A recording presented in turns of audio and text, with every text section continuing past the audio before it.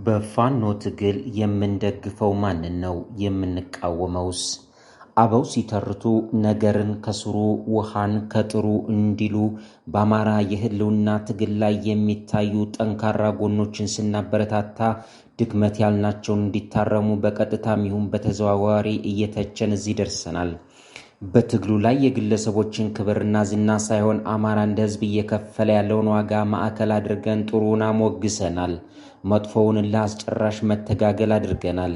በተለያዩ አካባቢዎችና በብዙ ፍላጎቶች ታጅቦ የተጀመረ የህልውና ትግል በጠላት ሴራና ከወጡበት ማህበረሰብ ይልቅ ሆዳቸው ሰፍቶባቸው ወገናቸውን ያስገደሉ ያሳሰሩና ያስከዱ ባንዳዎችን በመረጃና በማስረጃ በመሞገት እውነተኛ ወንድሞቻችን አላስፈላጊ መስዋዕትነት እንዳይከፍሉ ለመከላከል የተቻለንን ያህል ቀስቅሰናል። ምንም እንኳን እኛ ከምንጽፈውና ከምናወራው በበለጠ የቅርብ ወንድማቸውን በማመን ብርቅዬ አርበኞቻችንን በሴራ ብንቀማም በእውነት ላይ የተመሰረተ ትችትና አስተያየት እንኳን በ70 ሚሊዮን አማራ የሚመራ ትግል ይቅርና በአንድ የቤተሰብ ስብስብ መሃል እንኳን የሚቀር አይደለም። ዋናው ትችቱ የቀረበበት አውድ መቼትና ከምን አንጻር የሚለውን ጥያቄ መመለሱ ላይ ነው። ጥሎብን እኛ አብዛኞቻችን ትችትን እንደ ስድብ ወይንም የጠላት መሳሪያ አድርገን በመረዳታችን ይመስላል እዚህ አካባቢ ያለው የፋኖ አሰራር መስመር እየለቀቀ ነው ብለን ስንጽፍ አንድ ክፍለ ጦር የሚወዳደር የሚዲያ ተሳዳቢ የሚሰፍርብን። ነገሩን የበለጠ ግልጽ ለማድረግ በብዙ ውጣ ውረድ አሁን ያለበት ደረጃ ለመድረስ ትግሉ በርካታ መሰናክሎችን አልፏል። የራስን ስሜት ገዝቶ ለትግሉ ቅድሚያ መስጠት በሚገባው ሰዓት ትርጉም ያለው ስራ ባለመሰራቱ በርካታ እድሎች መክነዋል።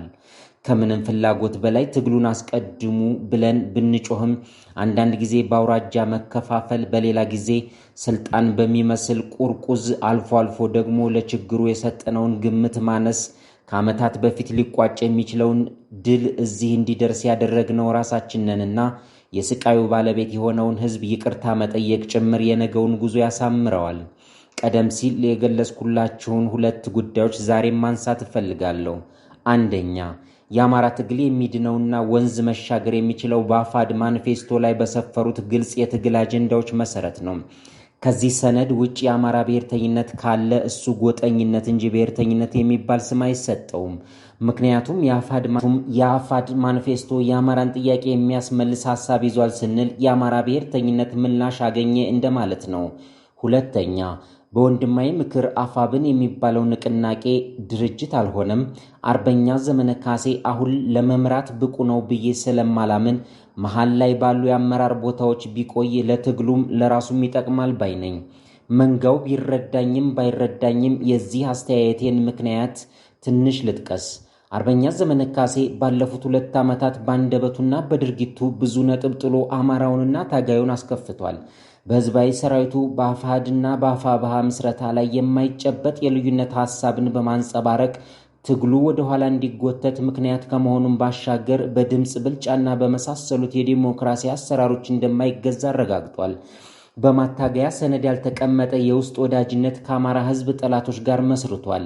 ይህን አሸንፎ ለመውጣት ደግሞ ራሱን ጭምር ለአደጋ የሚያጋልጠው ሁኔታ ሊፈጠር ይችላል። ከሁሉም አካባቢ ቀድሞ የተደራጀውንና በተነሳበት ሁኔታ ቢቀጥል ኖሮ አማራን ነፃ ሊያወጣ የሚችል ኃይልንና ጀግንነት ይዞ ትግል የጀመረውን የጎጃም ፋኖ ያልተጨበጠ አጀንዳ በመንዛት እንዲበታተንና እርሱና እነ አስረስ የሚፈልጉት ኃይል ብቻ እንዲቀር በማድረጉ በዋናነት ተጠያቂ በመሆኑ ለጊዜው በዋና መሪነት ባይቀመጥ እመክራለሁ። ሐሳቤን የሚቃወሙ በማስረጃ ሊሞግቱኝ ይችላሉ።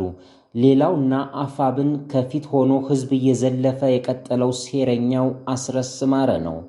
ግለሰቡ በመረጃና ማስረጃ እየተጋለጠ ያለ በቀጥታ ከባዕዴን ከፍተኛ አመራሮች ጋር የሚገናኝ በርካታ የጎጃም ጀግኖችን ያስፈጀ ያስረሸነ የጎጃም ፋኖ 3 ቦታ እንዲከፋፈልና ጠንካራ የፋኖ መሪዎችን በማሰቃየት ወደ አገዛዙ እንዲገቡ ጭምር መንገድ በማመቻቸት ላይ ያለ ቀን ቀን ፋኖ ማታ ማታ ግን ከተመስገን ጥሩነህ ጋር የሚገናኝ በቤተሰብ ደረጃ የተሰባሰቡ ጥቂት ታጣቂዎችን ጠርንፎ የሚንቀሳቀስ ግለሰብ በመሆኑ ለዚህ ንቅናቄ የፊት መሪ ሆኖ ሊመጣ አይገባውም። ይህ ሰው ዛሬ ላይ ተው ካልተባለና ካልተከረከመ ከአብይ አህመድ የከፋ የአማራውን የሚያጠፋ አደረጃጀት ፈጥሮ እያንዳንዱን በየተራ እንደሚበላ መገመቱ ይጠቅማል። ሌላውና አፋብን የምንተቸው ወይንም የምንቃወመው በመርህ ላይ የተመሰረተ ድርጅትን አፍርሶ መሄጃው መምጫው መንገድ እንኳ የማይታወቅ በአንዳርጋቸው ጽጌ እቅድ መሰረት ንቅናቄ ሆኖ መምጣቱን በማየት ነው። አንድ ትግል ድርጅት ደረጃ ደርሶ እንዴት ወደ ኋላ ተመልሶ ንቅናቄ ሊሆን ይችላል? እኔም ምለው እናንተዬ አማራ ከንቅናቄ ውጭ ድርጅት እንዳይመሰረት የሚል ያልተጻፈ ሕግ ይኖር ይሆን እንዴ? አማራ ብሔራዊ ንቅናቄ አብን፣ ብሔረ አማራ ንቅናቄ ብአዴን፣ የኢትዮጵያ ሕዝቦች ብሔራዊ ንቅናቄ ኢህዴን፣ የአማራ ፋኖ ብሔራዊ ንቅናቄ አፋብን ተነቅንቀን አለቅን እኮ ጎበስ።